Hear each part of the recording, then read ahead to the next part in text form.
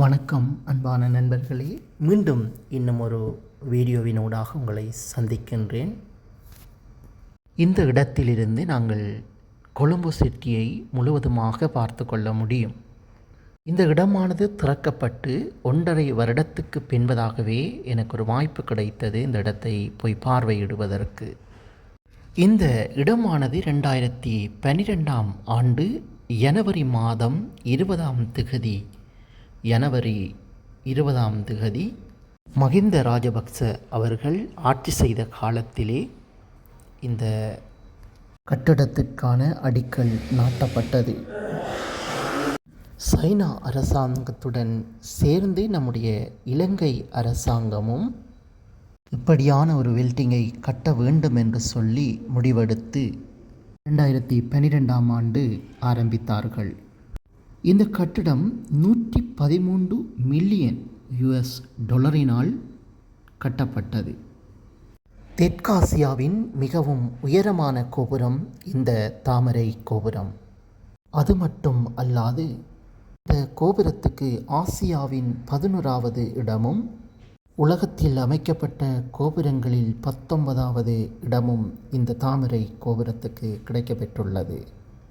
அநேகர் கொழும்பு தேசத்துக்கு விசிட் விசாவில் வருகின்ற அநேகர் இந்த இடத்தை வந்து பார்வையிட்டு இந்த கொழும்பு சிட்டியை மிகவும் அழகான கட்டடங்களை இந்த இடத்தினூடாக பார்வையிட்டு கொண்டிருக்கின்றார்கள்.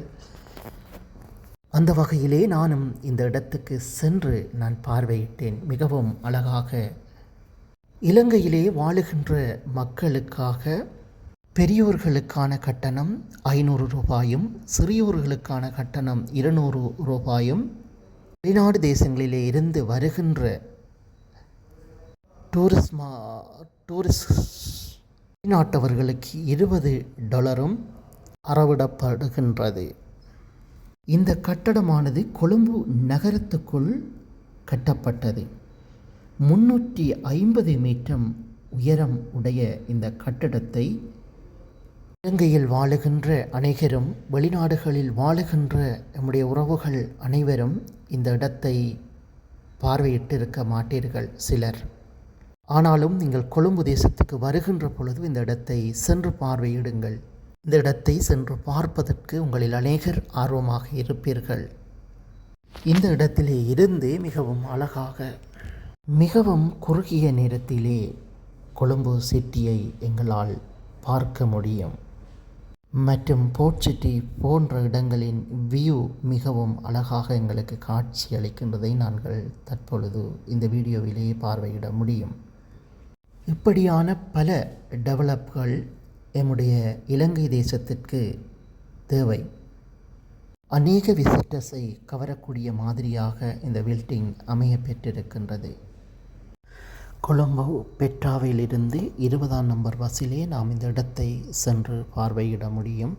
இந்த இடம் கொழும்பு 10 VR விஜயவத்த மாவட்டத்தில் அமைக்கப்பட்டுள்ளது. இதிலே மிகவும் அழகாக அந்த போர்ட் சிட்டி மற்றும் எங்களுடைய காவர் எவ்வளவு அழகாக தெரிகின்றது என்பதை நீங்கள் பார்த்து கொண்டிருப்பீர்கள்.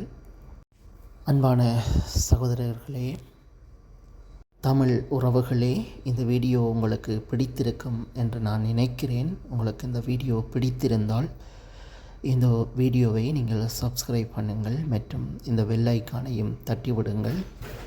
அப்படி செய்வதனால் நான் போடுகின்ற அநேக வீடியோக்களை உங்களால் கண்டுகொள்ள முடியும். இந்த வீடியோ மற்றவர்களுக்கும் சென்றடைய லைக் பண்ணுங்கள் மற்றும் ஷேர் பண்ணிவிடுங்கள். நன்றி. மீண்டும் உங்களை இன்னும் ஒரு வீடியோவிலே நான் உங்களை சந்திக்கின்றேன். நன்றி, வணக்கம்.